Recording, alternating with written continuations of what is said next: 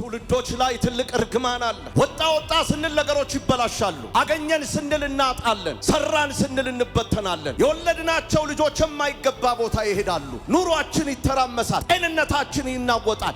ለምን እንደሆነ አናውቅም። ከተማችን ይበጠበጣል። ምክንያቱ ምንድነው ንገረን። አንዳንድ ጊዜ ግራ ቀኝ ስትሉ ችግሮች ሲፈጠሩባችሁ ለምንድነው ብላችሁ ማለት ስትጀምሩ በጣም በሳል ስትሆኑ በጣም ጥበበኛ ስትሆኑ እግዚአብሔር የነገሩን ምስጢር ይገልጥላችኋል። ዛሬ የእልልታችሁ ጊዜ ነው። ሁለተኛ ነገሥት ሁላችንም ምዕራፍ 2 ላይ እናውጣ። ከቁጥር 19 ጀምሮ ታሪካዊ ዳራውን መመልከት አለብን። የከተማይቱ ሰዎች ኤልሳን እነሆ ጌታችን እንደምታይ የዚች ከተማ ኑሮ መልካም ነው፣ ውሃው ግን ክፉ ነው፣ ምድሪቱም ፍሬዋን ትጨነግፋለች አሉት። እርሱም አዲስ ማሰሮ አምጡልኝ፣ ጨውም ጨምሩበት አለ። ያንንም አመጡለት። ውሃውም ወዳለበት ምንጩ ወጥቶ ጨው ጣለበትና እግዚአብሔር እንዲህ ይላል፣ ይህን ውሃ ፈውሼዋለሁ፣ ከዚህም በኋላ ሞትና ጭንገፋ አይሆንበትም አለ። ኤልሳም እንደተናገረው ነገር ውሃው እስከ ዛሬ ድረስ ተፈውሷል። አሜን። ኤልያስ በአውሎ ነፋስ ወደ ሰማይ በሚወሰድበት ጊዜ ኤልያስን በማየት እጥፍ ጸጋ እንደሚጨመርለት ተነግሮት የተከተለ ኤልሳ ነው። ኤልሳ የመጀመሪያ አገልግሎቱን ያካሄደበት ቦታ ቢኖር ይሄ ነው። ከተማይቷ ኢያሪኮ ነች። ኢያሪኮ ማለት የጨረቃ ከተማ ነች። ከተማይቷን በጣዖት አምልኮ ስም የሰየሙባት ከተማ ነች።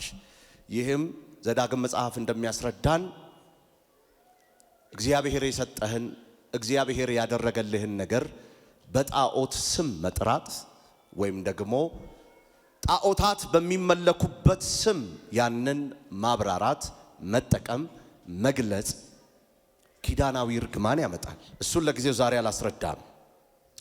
በኢያሪኮ ከተማ ግን ምን ተከሰተ? በኢያሪኮ ከተማ ውስጥ የተከሰተው ነገር ግልጽ ነገር አንድ ነው። ከውጪ ቆንጆ፣ ከውጪ መልካም፣ ከውጪ የሚያምር በውስጥ ግን ሞት ያለባት ምን ከተማ? ሁለተኛ ነገሥት ምዕራፍ 2 ቁጥር 19 ላይ ብትመለከቱ የከተማው አቀማመጥ እጅግ ደስ የሚያሰኝ ነገር ግን የውሃው ኃይል ወይም ደግሞ የውሃው ማንነት መጥፎ፣ ምድሪቷን ፍሬ አልባ ያደረገ፣ ባጭር ቃል የውሃው ምንጭ ምን ያለበት የተበከለበት። ምድሪቷ ውስጥ ያለው ውሃ በየሰከንድ ምንን ይፈጥር ነበር? ሕይወት ያለውን ነገር የሚገድል መርዝ ያወጣ ነበር። እንስሳቶች ይወለዳሉ፣ ይሞታሉ። ልጆች ይወለዳሉ፣ ይሞታሉ። ሰብሎች ሳይሳኩ ይቀራሉ። በኢያሪኮ ዙሪያ ያለ ማንኛውም ከተማ ተጎድቷል። በዚህ አካዋን ችግሩ የፈጠረው ስህተቱ ምንድነው? በምን አይነት መንገድ እንዲህ አይነት ነገርስ ሊከሰት ቻለ? ታሪካዊ እርግማን ነው። ኢያሱ ምዕራፍ 6 ከቁጥር 20 ጀምረህ አንብብልኝ። ሕዝቡም ጮሁ፣ ካህናቱም ቀንደ መለከቱን ነፉ። እሺ። ሕዝቡም የቀንደ መለከቱን ድምጽ በሰሙ ጊዜ ታላቅ ጩኸት ጮሁ፣ ቅጥሩም ወደቀ። እሺ። ሕዝቡም ሁሉ እያንዳንዱ አንቅቶ ወደፊቱ ወደ ከተማይቱ ወጣ። ከተማይቱንም ወሰዱ። በከተማይቱም የነበሩትን ሁሉ ወንዱና ሴቱን፣ ሕፃናቱንና ሽማግሌውን፣ በሬውንም፣ በጉንም፣ አህያውንም በሰይፍ ስለት ፈጽመው አጠፉ። ኢያሱም ምድሪቱን የሰለሉ 2 ሰዎች ወደ ጋለሞታይቱ ቤት ግቡ፣ ከዚያም ሴቲቱንና ያላትን ሁሉ እንደማላችሁላት አውጡ አላቸው። ሰላዮቹም ብላቴናዎች ገብተው ረዓብን አባቷንና እናቷን ወንድሞቿን ያላትን ሁሉ ቤተ ዘመዶቿንም ሁሉ አወጡ። ከእስራኤልም ሰፈር ውጪ አስቀመጧቸው። ከተማይቱንም በእርሷ የነበረውን ሁሉ በእሳት አቃጠሉ። ነገር ግን ብርና ወርቁን የናሱን የብረቱንም ዕቃ በእግዚአብሔር ግምጃ ቤት አደረጉ። ኢያሪኮን ሊሰልሉ ኢያሱ የሰደዳቸውን መልእክተኞች ስለሸሸገች ጋለሞታይቱ ረዓብ የአባቷን ቤተሰብ ያላትን ሁሉ ኢያሱ አዳናቸው። እርሷም በእስራኤል መካከል እስከ ዛሬ ድረስ ተቀምጣለች። በዚያም ጊዜ ኢያሱ ይህችን ከተማ ኢያሪኮን ለመስራት የሚነሳ ሰው ልብ አድርጉ። ይህችን ከተማ ኢያሪኮን ለመስራት የሚነሳ ሰው በእግዚአብሔር ፊት እርጉም ይሆን። በእግዚአብሔር ፊት ምን ይሆን? እርጉም ይሆን። ልብ አድርጉ። መሰረቷ ሲጀመር በኩር ልጅ ይጥፋ። መሰረቷ ሲጀምር በኩር ልጅ ይጥፋ። ቀጥልልኝ። በሯንም ሲያቆም ታናሽ ልጁ ይጥፋ ብሎ ማለ። በሯንም ሲያቆም ታናሽ ልጁ ይጥፋ ብሎ ማለ።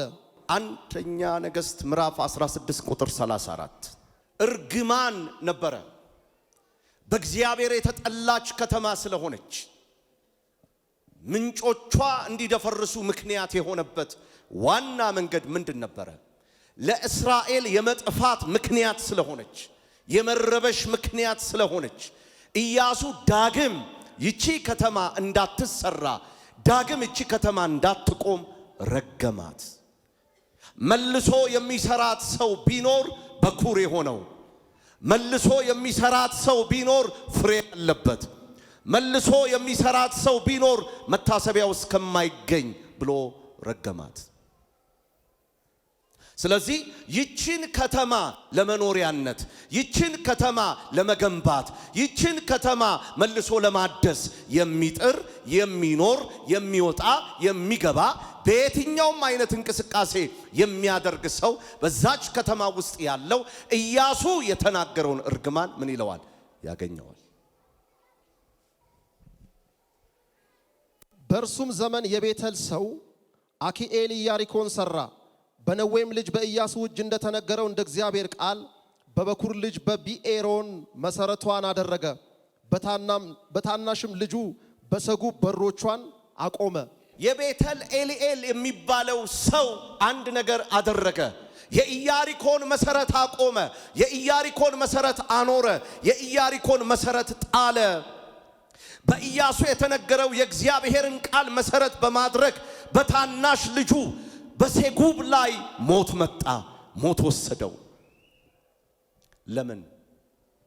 ይችን ከተማ ለመገንባት ይችን ከተማ ለመስራት የሚነሳ ሰው ሲኖር የበኩር ልጁም ምን ይበል? ይሞት። የገነባው ሰው የበኩር ልጁን አጣ። እርግማኑ እንደገና ነቃ። እርግማኑ እንደገና ተነቃቃ። ሞት እንደገና ወደ ኢያሪኮ ገባ። መላው ክልል በመንፈሳዊ ስቃይ ውስጥ ሆነ፣ በጥያቄ ውስጥ ሆነ። ማንም ይሄንን እንቆቅልሽ ሊያውቅ አልቻለም። ይሄንን ውስብስብታ አንዳንድ ጊዜ ለምን እንደመጣ የማታውቁት ሰልፍ ዲፕ መጸለይ ስትጀምሩ ባለቤት አለው። አንዳንድ ጊዜ ግራ ቀኝ ስትሉ ችግሮች ሲፈጠሩባችሁ ለምንድን ነው ብላችሁ ማለት ስትጀምሩ በጣም በሳል ስትሆኑ በጣም ጥበበኛ ስትሆኑ እግዚአብሔር የነገሩን ምስጢር ይገልጥላችኋል። ኤልያስ ከተወሰደ በኋላ ሲከራከሩ የነበሩት ሰዎች ነበሩ። እዚህ ለምን ሲሉት የነበሩ ሰው አለቱ ውስጥ ከቶታል ሲሉት የነበሩት ነበሩ ለኤልሳ። ኤልሳ ግን ያደረገው ይሄ ነው። እነዛንም አልሰማም፣ እነዚህንም አልሰማም። ለምን ብትሉ ምን ያውቅ ነበር? ምስጢር ያውቅ ነበር። ይህ ሰው እንደተናገረው፣ ይህ ሰው እንዳወራው፣ ኤልያስ እንደተባለለት ማለት ነው። ኤልያስ እንዳልተገኘ ባወቁ ጊዜ፣ በተራራው ሸለቆ ውስጥ እንዳልነበረ ባወቁ ጊዜ ያደረጉት ይሄ ነው። ኤልሳን ሰበሰቡና እንገስብን አሉት። ችግር አለብን። ችግራችን ይሄ ነው። ለምን እንደሆነ አናውቅም። ለምን እንደሆነ አይገባንም።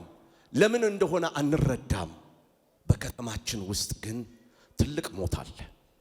በትውልዶች ላይ ትልቅ እርግማን አለ። ወጣ ስንል ነገሮች ይበላሻሉ። አገኘን ስንል እናጣለን። ሰራን ስንል እንበተናለን። የወለድናቸው ልጆች የማይገባ ቦታ ይሄዳሉ። ትዳራችን ይበታተናል። ቤታችን ይፈርሳል። ኑሯችን ይተራመሳል። ጤንነታችን ይናወጣል። ለምን እንደሆነ አናውቅም። ከተማችን ይበጠበጣል። ምክንያቱ ምንድነው? ንገረን። ዛሬ በብዙ አይነት መንገድ ሰልፍ ውስጥ ላላችሁ ሰዎች እቺ ቀን ምልክት ነች። አንዴ ጮክ ብላችሁ አሜን በሉኛ። ድገሙኝ። የስህተቱ ምንጭ ምን እንደሆነ ላላወቃችሁ፣ እግዚአብሔር የሚለው ምን እንደሆነ ላልገባችሁ፣ በውሃ ውስጥ ያለው ሞት እንዴት ተቀላቀለ ለምትሉ፣ በህይወታችሁ የሚደረገው በህይወታችሁ የሚመጣው የሚፈጠረው ነገር ሚስጥሩ ያልገባችሁ እናንተ የተጨነቃችሁ ዛሬ የእልልታችሁ ጊዜ ነው። አንዴ ጩሁና አሜን በሉ እስቲ። ለምንድነው በህይወቴ እንዲህ አይነት ነገር የሆነው? ከሰው በላይ ነኝ ዕውቀቴ። የሰራሁት የጀመርኩት ቢዝነስ ለምን ይበላሽብኛል? የከብት ርቢዎቼ፣ የማሳ ሰብሎቼ ከማንም በላይ ደክሜ ለምንድን ነው የሚበላሸው? ተባይ የሚወረው ለምንድን ነው? ከማንም በላይ ሃምብል ሆኜ ከማንም በላይ ትሁት ሆኜ ምንድን ነው መልካም ስም የማይወጣልኝ? ዜና አለኝ።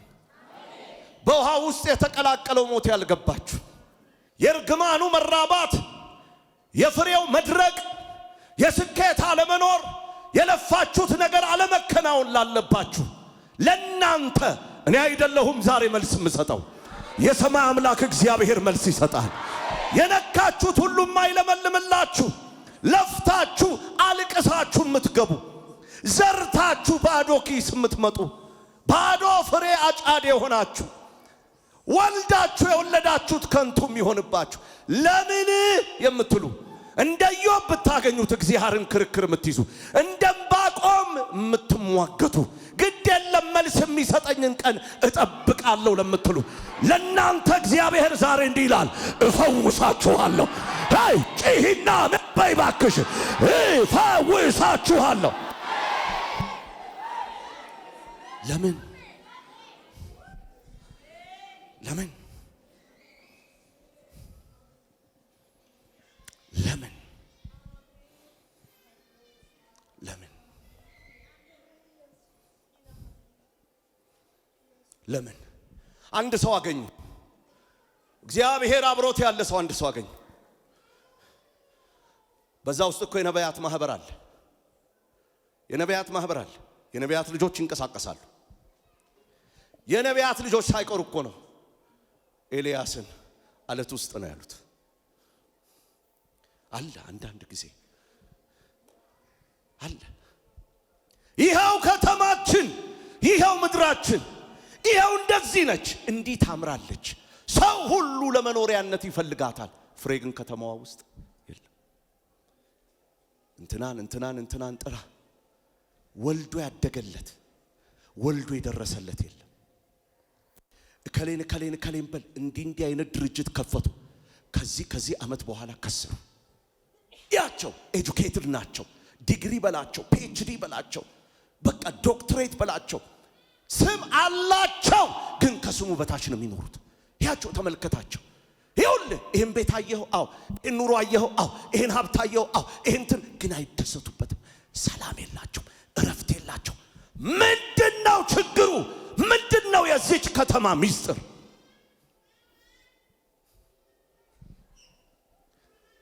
አዲስ ማሰሮና ጨው አምጡልኝ።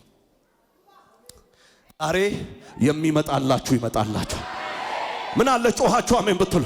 መልስ አለ ከጌታ ዘንድ፣ መልስ አለ ለሕይወታችሁ፣ መልስ አለ ለኑሯችሁ። ትንቢታዊ መልእክት አለኝ ዛሬ። እግዚአብሔር እንደዚህ አለኝ፣ ይሄ ውሃ ምድራቸውን ይፈውሳል። ይሄ ውሃ ሕይወታቸውን ይፈውሳል። ይሄ ውሃ ቤታቸውን ይፈውሳል። ጤናቸውን ይፈውሳል። ምልክት አድርጌ ወደ ከተማው ልካለሁ።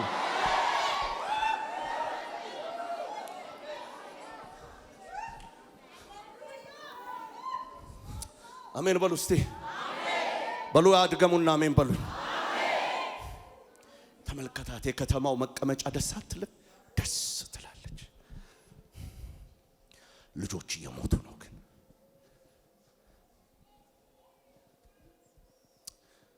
በነበሩን ጾም ጸሎቶች ስለ ሳውዝ አፍሪካ ጸልያለሁና ይሄ ማለት ነው ይላችሁ።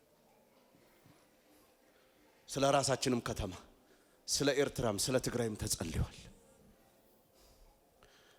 የጦር እቅዳቸው ይክሸፍ ብዬ አየኸው ይሄንን ሰብል? አዎ። ዞር ስንል አንበጣ በልቶታል።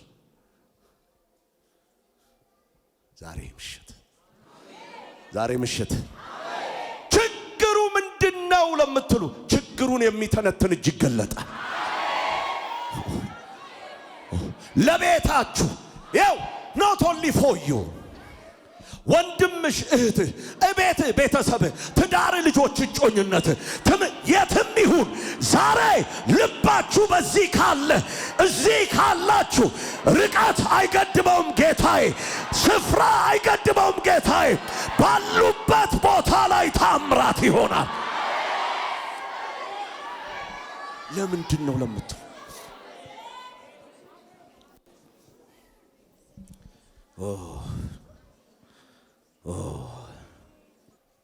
መንፈስ ቅዱስ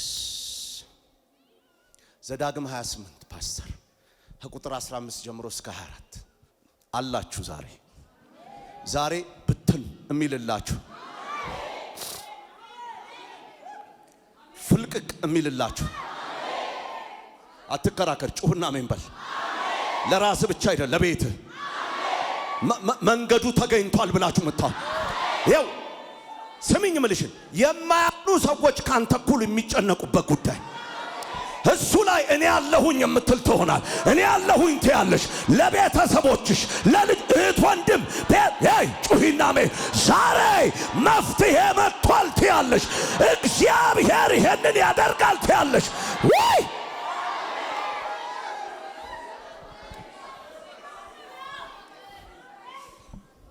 ነገር ግን የአምላክህን የእግዚአብሔርን ቃል ባትሰማ ዛሬም ያዘዝኩን ሥርዓቱንና ትእዛዙን ሁሉ ባትጠብቅ ባታደርግም እነዚህ መርገሞች ሁሉ ይመጡብሃል ያገኙህማል። በከተማ ርጉም ትሆናለህ፣ በእርሻ ርጉም ትሆናለህ። እንቅብህና ቡሃቃህ ርጉም ይሆናል። የሆድህ ፍሬ፣ የምድርህንም ፍሬ፣ የላምህም ርቢ፣ የበግህም ርቢ ርጉም ይሆናል። አንተ መግባትህን ርጉም ትሆናለህ፣ በመግባትህ ርጉም ትሆናለህ፣ በመውጣትህ ርጉም ትሆናለህ። እኔን ስለ ተውከኝ ስለ ራስህ ክፋት እስክትጠፋ ፈጥነህም እስክታልቅ ድረስ በምትሰራው ሁሉ የእግዚአብሔር መርገም ሽሽትን ተግሳጽን ይሰድብሃል። አየህ ኢያሪኮ ማንም ሊሰራት አይችልም። እግዚአብሔር ረግሟታል። በኢያሱ በኩል አልፎ እምቢ ካልክ እስክትጠፋ ድረስ ያሳል። እስኪጠፉ ድረስ ያላቸውን ቅሬታ እስኪጭጥ ዛሬ እኮ ትተፋላችሁ።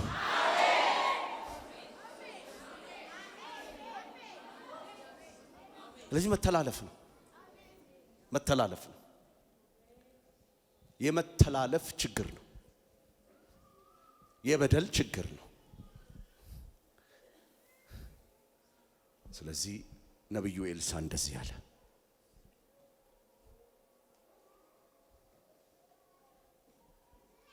ጨው አምጡልኝ፣ አዲስ ማሰሮ አምጡልኝ።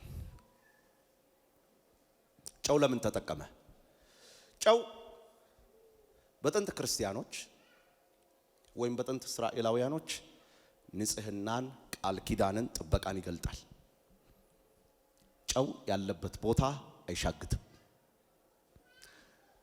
ታስታውሱ ከሆነ ፍሪጅ ባልነበረበት ዘመን አባቶቻችን ስጋን የሚያቆዩት በጨው።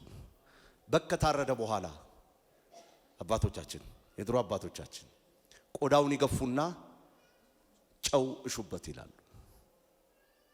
ጨው ካላሸህበት ቃሉ በጣም ይቅርታ ይገማል፣ ዝንብ ይሰፍርበታል። ጨው ከታሸበት ግን ንጹህ ይሆናል። በደንብ ስሙኝ። ባክቴሪያዎችን ይገላል፣ ተባዮችን ያጠፋል። በመጽሐፍ ቅዱሳችንስ ምንድነው ጨው? ዘሌዋውያን ምዕራፍ 2 ቁጥር 13 የምታቀርበውን የእህል ቁርባን ሁሉ በጨው ታጣፍጠዋለህ። የአምላክህ ቃል ኪዳን ጨው ከቁርባን ጋር አታጎድልም። አታጎድልም። ኦኬ። በቁርባንም ሁሉ ላይ ጨው ታቀርብበታለህ። ሉክ ኢትስ ኖት አባውት ሂሊንጉ ፈውሱ ጨው ላይ አይደለም ያለው። ኢትስ አ ፕሮፌቲካል ሳይን። ፕሮፌቲካል ትንቢታዊ ምልክቶች በእግዚአብሔር ቃል ውስጥ ብዙ ናቸው። አየህ ኤልሳ አዲሱን ማሰሮ ሲያነሳ ቅድስና ለእግዚአብሔር ነው፣ መለየት ነው። ከዚህ በኋላ የጨረቃ ከተማ የምትባለዋ ኢያሪኮ ኦፊሻሊ ታስታውሳላችሁ። ልጆች ከወለድን በኋላ ምን እንላለን? ለጌታ ምን እንላለን? ምንድነው ትንቢታዊው ዲክላሬሽኑ ምንድነው? እወጃው ምንድነው? ከዚህ በኋላ ልጄ በህይወት ዘመኑ ሁሉ የማን ነው? let me tell you something እንዴት ሽግግር እንደሚሆን ታውቃለህ? ልጅሽን አምጥተሽ እስክትሰጪ ድረስ ትጨነቂያለሽ። ሲያመው ወይኔ ትያለሽ፣ ሲያስነጥሳት ከዛ ሮጠሽ ይዘሽ ትመጪና የእግዚአብሔር ሰው ለጌታ እንድትሰጥልኝ ነበር ይባላል። ከዛች በኋላ ጉንፋን አይደለም፣ ከዛች በኋላ ሌላ ነገር ቢፈጠር ኦሬዲ ልጅሽ ማጋ ትንቢታዊው እወጃሱ ነው። ስለዚህ እግዚአብሔር ለኤልሳ ያመጣለት መልእክት ይሄ ነው። አንደኛ ኦፊሻሊ የጨረቃ ከተማ የተባለችው ጣዖትን የምታመልከውን እቺን ከተማ ሙሉ ለሙሉ ለእግዚአብሔር እንድትለይ ታረጋታል። የመጀመሪያው ፕሮብሌም እሱ ጋር ነው። ሁለተኛው ደግሞ ጨው ታረጋለ። ጨው ባክቴሪያን እንደሚበላ፣ ጨው መጥፎ ሽታዎችን እንደሚያጠፋ፣ ጨው ማቲቫንቶስ አልጫ የሆነን ነገር እንደሚያጣፍጥ፣ ጨው የምታረግበት አንደኛው ምክንያት ቃል ኪዳን ምልክት ነው። እናስ በውሃ ውስጥ ያለውን ሞት ሙሉ ለሙሉ የምጠርግበት ምልክት ይሆናል።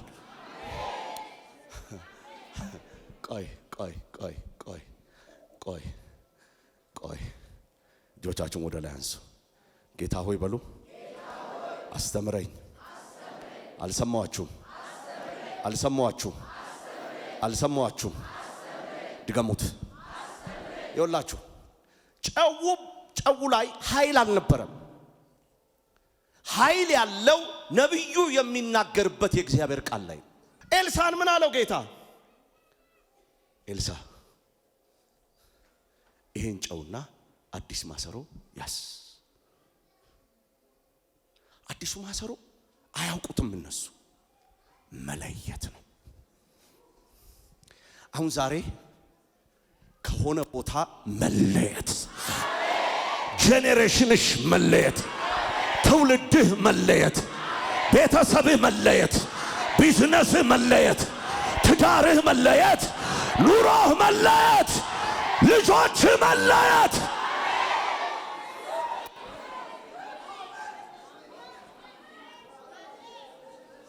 ጨው ምንድነው? ጨው ይዘህ ዓመታቱን ሁሉ አትዞርም። ለወቅቱ ለጊዜው የተነገረ ጨው ይዘህ አትዞርም። አልተፈቀደልህም እንደዛ። ጨውን ለምን አደረገው? አንደኛ ቃል ኪዳኔ ነው። ለዳዊት ቤት የገባሁት ቃል ኪዳን። ጨው ይዝጋል አይዝግም፣ ጨው ያረጃል አያረጅም።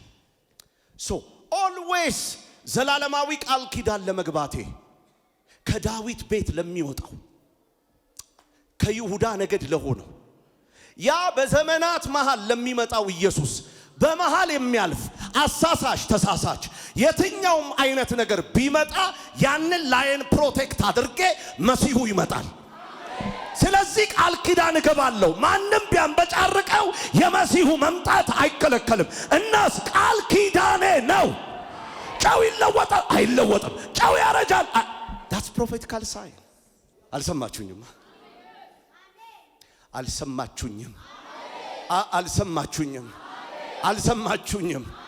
በጌታ በኢየሱስ ስም እናገራለሁ። አሁን የሚሆነውን እናገራለሁ። ለምልክት ለዘላለም አላልኩም። ለተወሰነች ሞመንት፣ ለተወሰነች ደቂቃ በቤታችሁ ላይ ያለውን በዘራችሁ ላይ ያለውን የሚያጥብና የሚጠርግ ይሆናል።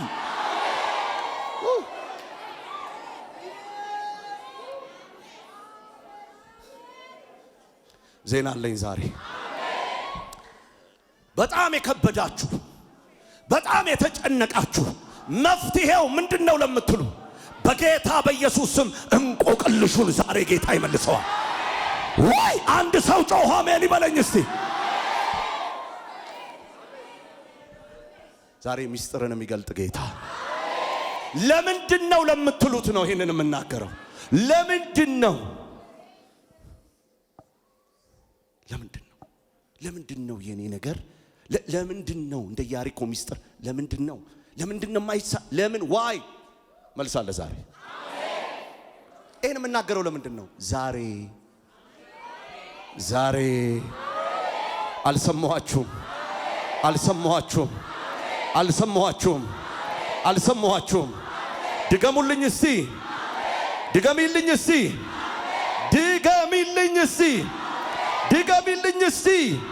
ጌታ ሆይ በይ እስቲ እለምንሃለሁ አልሰማችሁም ድገሚው አሁንም ዛሬ በዚህች ቀን አዲስ ነገር በኔ ህይወት ትሰራለህ በኔ ህይወት ታደርጋለህ ጌታ ሆይ አንተ ዛሬ አስደናቂ ነገር ትሰራለህ የማምነው ይሄንን ነው ድገሚው እስቲ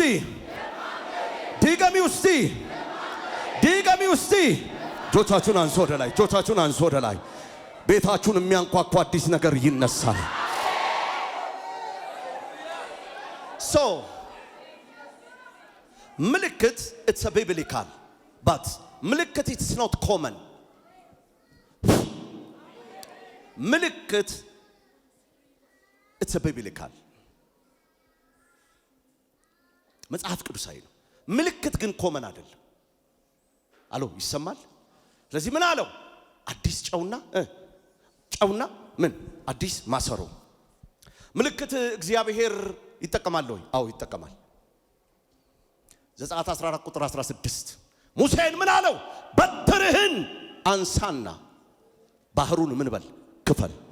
God without በትር without ማንሳት ባህሩን መክፈል ይችላል። ለዛች ስፍራ ግን እግዚአብሔር ሙሴ ላይ የተጠቀመው ምንድነው? በትርህን አንሳ ባህር ክፈል። በትሩ የስልጣን ምልክት ነው። ማንሳቱ ደግሞ ነፃ ለማውጣት እግዚአብሔር ይሄንን ሰው እየተጠቀመበት ነው። ሁለተኛ ኢያሱ ምዕራፍ 3 ቁጥር 13 የካህናቱ እግር እስቲ አንብብልኝ ፓስተር እስራኤል። ኢያሱ ምዕራፍ 3 ቁጥር 13 እንዲህም ይሆናል የምድር ሁሉ ጌታ የእግዚአብሔር ታቦት የተሸከሙት የካህናት እግር ጫማ በዮርዳኖስ ውሃ ውስጥ ሲቆም ከላይ የሚወርደው የዮርዳኖስ ውሃ ይቋረጣል እንደ ክምርም ሆኖ ይቆማል። አሁን የዮርዳኖስ ወንዝ እስራኤል በነበረን ጊዜ ነበርንበት አልቆመም፣ ክምርም አልሆነም። ለምን? ለዛች ጊዜ የተሰጠ ምንድነው? ምልክት ነው። እንቀጥላለን። እሺ እግሮች የሚገቡበት ሰዓት ላይ ውሃውን በሚነኩበት ምልክት ምን ይሆናል? ታላቅ የሆነ እግዚአብሔር እምነት፣ ታላቅ የሆነ እግዚአብሔር መገኘት፣ ሁኔታው ላይ የሚከሰት የእግዚአብሔር አብሮነት ይታያል። ሶስተኛ ትንቢተ ሕዝቅኤል ምዕራፍ 4 ላይ ሂድልኝ ከቁጥር 1 ጀምረህ እስከ 6 አንብብልኝ። አንተም የሰው ልጅ ሆይ ጡብን ወስደህ በፊትህ አኑራት የኢየሩሳሌምንም ከተማ ስዕል ሳልባት ክበባት። ድገማ። አንተም የሰው ልጅ ሆይ ጡብን ወስደህ በፊትህ አኑራት የኢየሩሳሌምንም ከተማ ስዕል ሳልባት ክበባት። ምሽግም ስራባት አፈርም ደልድልባት ሰፈርም አቁምባት። አቤት ሰፈርም አቁምባት። ቀጥልልኝ። በዙሪያዋም የሚያፈርስ ንግድ አድርግባት። አቤት በዙሪያዋም የሚያፈርስ ንግድ አድርግባት። እሺ የብረት ምጣድ ወስደህ በአንተ በከተማይቱ መካከል ለብረት ቅጥር አድርገው። እሺ ፊትህንም ወደ እርሷ አቅና። እሺ የተከበበችም ትሆናለች። እሺ አንተም ትከባታለህ። እሺ ይህም ለእስራኤል ቤት ምልክት ይሆናል። ቀጥልልኝ ቁጥር 6 አንተም በግራ ጎንህ ተኛ። እንዴ ወገኖቼ እስካሁን ድረስ በግራም በቀኝም እየተኛን ነው። ሕዝቅኤልን ግን ምን አለው? በግራ ጎንህ that simple ፍርድ ምልክት ፍርድ፣ ብሔራዊ ኃጢአት፣ መንፈሳዊ ጥያቄ፣ መንፈሳዊ ሁኔታ ይሄንን ሁሉ አድርግ፣ ይሄንን ሁሉ ስራ፣ ግን በግራ ጎንህ ምን ተኛ። ትንቢተ ኤርምያስ ምዕራፍ 19 ትንቢተ ኤርምያስ ምዕራፍ 19 ከቁጥር 10 ጀምሮ 9 ጀምሮ የወንዶችና የሴት ልጆችንም ሥጋ አበላቸዋለሁ፣ ሁሉንም ጠላቶቻቸውን ነፍሳቸውን የሚሹትንም የሚያስጨንቋቸውንም ጭንቀትና መከበብ የባልንጀሮቻቸውንም ሥጋ ይበላሉ። ገንቦውንም ከአንተ ጋር የሚሄዱ ሰዎችን ፊት ሰብራለህ። እንዲህም ትላቸዋለህ፣ የሰራዊት ጌታ እግዚአብሔር እንደዚህ ይላል፣ የሸክላ ሰሪው ዕቃ እንደሚሰባበር ደግሞ ይጠገን ዘንድ እንደማይቻል እንዲሁ ይህ ሕዝብና ይህች ከተማ እሰብራለሁ። የሚቀብሩበትንም ስፍራ ሌላ የለምና በቶፌት ይቀበራሉ። ገንቦን አንሳ፣ ገንቦን አንስተ በፊቱ ምን በላቸው? በፊታቸው ስበረው። ለምን? የወደፊቱ ዕጣ ፈንታቸው፣ ቀጥሎ የሚመጣው ዘመን በእነሱ ላይ አገሪቷ ላይ የሚደርሰው ኪሳራ፣ ከእግዚአብሔር ዘንድ የወጣው ፍርድ ምንድነው? ምልክቱ ይሄ ነው። መልሰው መሰባሰብ እስከማይችሉ ድረስ እቀጣቸዋለሁ። ዳስ ሲምቦል፣ ዳስ ምልክት። ሁለተኛ ነገሥት ምዕራፍ 2 ከቁጥር 21 ጀምረህ አንብብልኝ። ውሃውም ወዳለበት ምንጭ ወጥቶ ጨው ጣለበትና እግዚአብሔር እንዲህ ይላል ይህን ውሃ ፈውሼዋለሁ። ይህንን ውሃ ምን ብየዋለሁ? ፈውሼዋለሁ። ቀጥልልኝ። ከዚህ በኋላ ሞትና ጭንገፋ አይሆንበትም ማለት። አሁን በዚህ ሰዓት በዛች ቦታ ላይ በኢያሪኮ ምንጭ ላይ ሄዳችሁ ውሃ ላፍስ ብትሉ የሚፈጠር ነገር የለም። ዋይ ለዛ ጊዜ የተሰጠ ምን ምልክት? እግዚአብሔር የሰዎችን ታሪክ ሊቀይር፣ አምላካችን ኢየሱስ የሰዎችን ነገር ሊፈታ በነቢያት በድምፁ በተለያየ መንገድ በወደደው መንገድ ምን ያደርጋል? ምልክት ይሰጣል። ምልክት ኮመን አይደለም። ምልክት በዕለቱ የሚከሰት ክስተት ነው። እጆቻችሁን ወደ ላይ አንሱ። ጌታ ሆይ በሉ። ዛሬ ስለተሰጠኝ ምልክት አመሰግንሃለሁ፣ አመሰግንሃለሁ። ዮሐንስ 9 ላይ እንሂድ እስቲ። ዮሐንስ 9 ላይ ከቁጥር 5 ጀምሮ አንብብልኝ። በዓለም ሳለሁ የዓለም ብርሃን ነኝ። ይህን ብሎ ወደ መሬት እንትፍ ባለ አለ። ይህንን ብሎ ወደ መሬት ምን አለ? እንትፍ አለ። በምራቁም ጭቃ አድርጎ በጭቃው የእውሩን አይን ቀባና ሂድና በሰሊሆም መጠመቂያ ታጠባለው። አይሰማኝም። ሂድና በሰሊሆም መጠመቂያ ታጠባለው። እሺ። ትርጓሜውም የተላከ ነው። እሺ። ስለዚህም ሄዶ ታጠበ። እሺ። እያየ መጣ። ዋው! አሁን ጭቃ በዚህ ሰዓት ቢቀባ ምን አይልም? አይፈውስም። ለምን? ምልክት ለወቅቱ ለጊዜው የመጣ ምን አልሰማዋችሁም? ማርቆስ 5 ላይ ከቁጥር 27 ጀምረህ እስከ 29 አንብብልኝ። ኢየሱስንም ወሬ ሰምታ በስተኋላው በሰዎች መካከል መታ ልብሱን ዳሰሰች። ስንት ዓመት ደም የፈሰሳት? 12 ዓመት። 12 ዓመት ደም የፈሰሳት የኢየሱስን ዝና ሰማች። መጣች። ከበስተኋላው ሆና ምን አረገች? የልብሱን ጫፍ ምልክት። እጆቻችሁን አንሱ። ዛሬ እግዚአብሔር እንደዚህ ያለኝ ይሄ ውሃ ምልክት ነው። ጮሃ አሜን በለኝ። ጮሃ አሜን በለኝ። ጮሃ አሜን በለኝ። ሁሌ የማይደረግ ኮመን ያልሆነ በእነዚህ ዓመታቶች ውስጥ ለመጀመሪያ ጊዜ የተከሰተ ዛሬ ግን በሕዝብ ውስጥ ያለውን ጥያቄ ሊመልስ ስር የሰደደውን ቀንበር ሊሰብር የአምላኬ እጅ ዛሬ ድንቅ ነገር ያደርጋል። ድንቅ ነገር ያደርጋል። ውሃው ምንን ሪፕሬዘንት ያደርጋል? ሕይወትን። ውሃው ምንን ሪፕሬዘንት ያደርጋል? ተስፋን። ውሃው ምንን ሪፕሬዘንት ያደርጋል? አዲስ ነገርን፣ ንጹህ ነገርን፣ ያማረ ነገርን።